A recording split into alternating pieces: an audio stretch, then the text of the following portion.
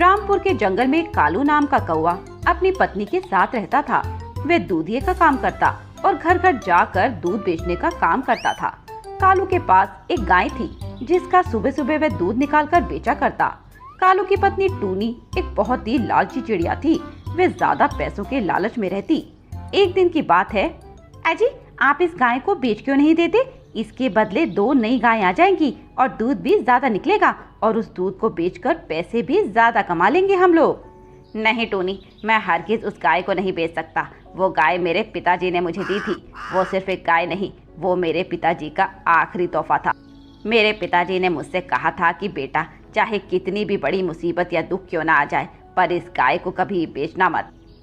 ठीक है, मैं कई सालों से तुम्हारा ये प्रवचन सुनती आ रही हूँ, पर अगर इस गाय को बेच नहीं सकते तो किसी और गाय का इंतजाम तो कर सकते हो जिससे हम अपना काम बढ़ा सकें। वैसे भी ये जो दूध देती है उससे सिर्फ घर का खर्चा निकल पाता है, भविष्य के लिए कुछ बच नहीं पाता।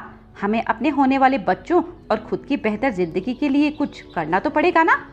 ठीक है, मैं किसी और गाय का इंतजाम करता हूँ। कालू अपनी गाय से बहुत प्रेम करता था और उसकी बहुत सेवा भी करता था।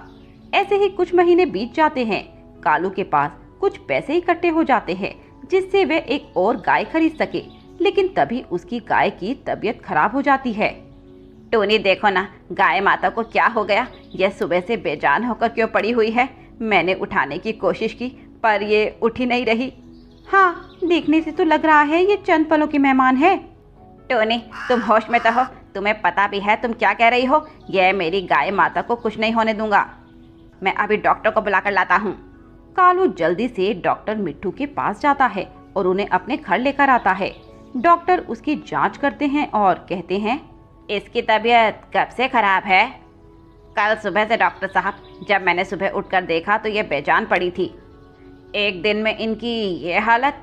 चलो कोई नहीं, मैं इन्हें दवाई दे देता हूँ, उसके बाद देखते हैं।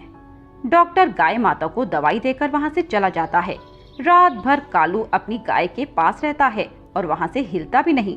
फिर अचानक रात को गाय माता रोने लगती है और रोते रोते अपना दम तोड़ देती है। अरे मेरी गाय माता, आप मुझे अकेला छोड़कर नहीं जा सकती। मैं आपके बगैर कैसे रहूँगा? चुप हो जाइए, ये तो एक ना एक दिन होना ही था। गाय माता बूढ़ी हो चली थी, इसलिए उनको एक ना एक दिन तो यहाँ से जाना ही था ना। तुम नहीं जानती टोनी, मैंने अपना सारा बचपन इस गाय माता के साथ बिताया है, इसीलिए वो मेरे बहुत करीब थी। टोनी कालू को सांत्वना देती है। ऐसे ही कुछ दिन बीत जाते हैं। कालू अब भी अपने दुख से उभर नहीं पाया था। वह आज भी अपनी गाय माता को याद करके रोने लग जाता था। अजी आप कब तक रोते रहेंगे? यह तो एक ना एक दिन होना ही था, पर उसके कारण हम जीना तो नहीं छोड़ सकते। हमें तो जीना ही होगा ना, और जीने के लिए कमाना होगा। इसीलिए आप एक नई गाय खरीद लीजिए ताकि हमारा काम तो चलता रहे। ठीक है टोनी, मैं नई गाय का इंतजाम करता हूँ। कालू गाय खरीदने के लिए बाजार जाता है, पर उसे बहुत ही महंगी महंगी गाय मिल रही थी। इतनी महंगी गाय खरीदने के पैसे कालू और टूनी के पास नहीं थे। कालू निराश होकर घर वापस आ जाता है और जब वह घर लौटकर आता है तो अपनी गाय को याद कर फिर से रोने लगता है।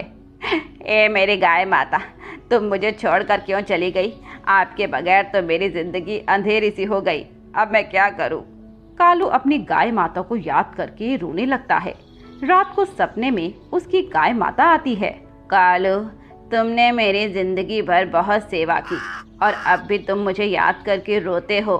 इसका मतलब है तुम मुझे बहुत प्यार करते हो। कालू, मैं तुम्हें आशीर्वाद देती हूँ कि तुम्हें कभी भी दूध की कमी नहीं होगी।